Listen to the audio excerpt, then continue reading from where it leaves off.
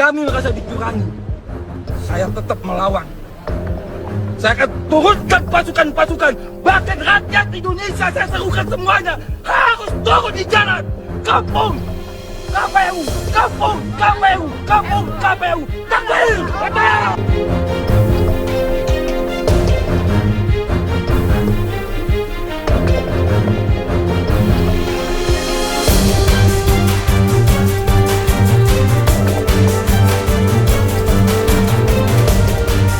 Nah, di sini menurut saya Ahok pada waktu lalu sangat keren sekali ya. Walaupun kita lihat dan bahkan juga ada berita-berita di media sosial, di pemberitaan manapun, di stasiun televisi swasta, di situ bahkan ada yang mempersekusi. Ngeri sekali kalau melihat Pilkada DKI Jakarta yang lalu.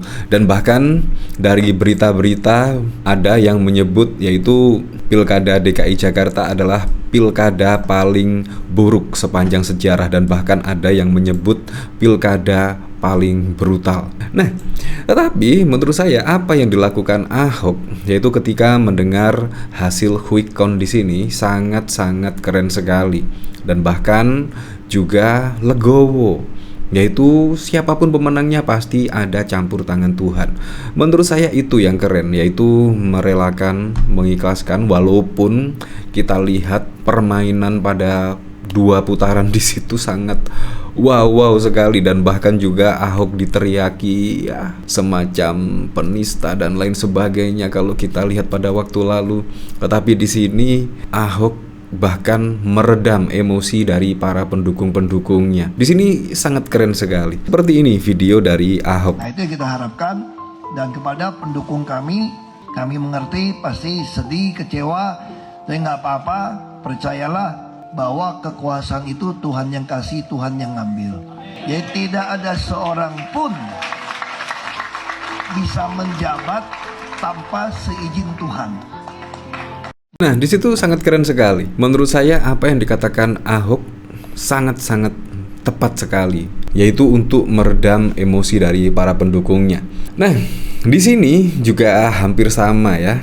Menurut saya kalau kita lihat ya semacam kecurangan, mulai dari bagi-bagi uang, bagi-bagi amplop, bagi-bagi apa, sangat banyak sekali, dan bahkan juga dilakukan terang-terangan. Seperti ini bahkan pada waktu lalu ketika ada stasiun televisi yang mengundang Bawaslu dan bahkan juga narasumber lainnya.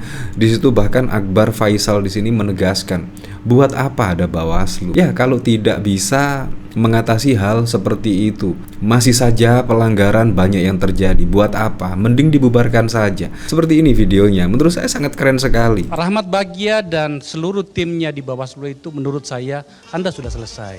Lebih baik Anda meminta lembaganya dibubarkan. Pada pemilu terakhir pada pemilu terakhir yang kemarin-kemarin ini, itu yang namanya bagi-bagi itu sudah sangat terbuka. Menggunakan mobil dengan branding, membagi-bagi ke rumah-rumah di siang hari. Pada malam sebelum pemilihan, itu orang seperti berkejar-kejaran, membagikan amplop ke rumah-rumah. Sudah selesai negara ini. Bubarkan saja semua ini. Kita mulai dari awal, riset politik kita. Kita percaya siapa lagi kalau bukan pada Bawaslu, yaitu untuk menertibkan hal-hal seperti ini. Kalau saja Bawaslu tidak bisa tegas dengan hal-hal seperti ini, menurut saya peran Bawaslu itu seperti apa? Harusnya ada pelanggaran di sini, seharusnya mengantisipasi lah, memberikan edukasi politik kepada para caleg dan lain sebagainya bahwa hal seperti ini melanggar. Kalau misalkan dilanggar, ada sanksi tegas dan bukan sekedar minta maaf, seharusnya juga ada sanksi yang tegas sehingga bisa diikuti oleh yang lainnya, sehingga yang lainnya juga bisa mentaati, yaitu peraturan perundang-undangan dan lainnya. Kalau hal seperti itu saja dibiarkan, pasti semuanya juga akan ikut-ikutan dan akan tersebar masif hal seperti ini. Makanya harus ada pembelajaran lah di situ menurut saya. Masa sih yang namanya sudah dilarang bagi-bagi amplop, uang dan lain sebagainya, di situ bahkan juga ada video viral seperti itu. Menurut saya di sini peran Bawaslu sangat penting sekali. Seharusnya diantisipasi mengantisipasi hal-hal seperti ini. Bahkan di sini juga yaitu ya kemungkinan gara-gara hal seperti itu Bawaslu tidak tegas terhadap hal-hal seperti ini. Makanya di sini bahkan masyarakat, para pendukung capres-capres yang lainnya bahkan juga tidak terima dan menduga pemilu ini ada kecurangan dan lain sebagainya. Tetapi kalau kita berkaca pada Pilpres 2014 dan 2019, pasti juga akan ada kecurangan. Di situ menurut saya pasti ada fenomena kecurangan, itu pasti. Menurut saya di situ juga seharusnya Bawaslu mengantisipasi lah pada waktu lalu. Harusnya diantisipasi jangan ada melakukan kecurangan. Di sini laporannya sangat banyak sekali, laporan ke Bawaslu, bahkan ribuan, puluhan ribu laporan yang masuk ke Bawaslu. Jadi ya harap maklum ketika ada para pendukung capres-capres tertentu juga tidak terima dengan hal-hal seperti ini. Di sini bahkan juga dikomentari oleh Jafir Diansyah, ngeri kali sampai melotot-melotot Bang, bawa takbir pula. Di sini memang tidak terima di sini pendukung Anies Muhaimin. Sudah cerdas, Allahu Akbar.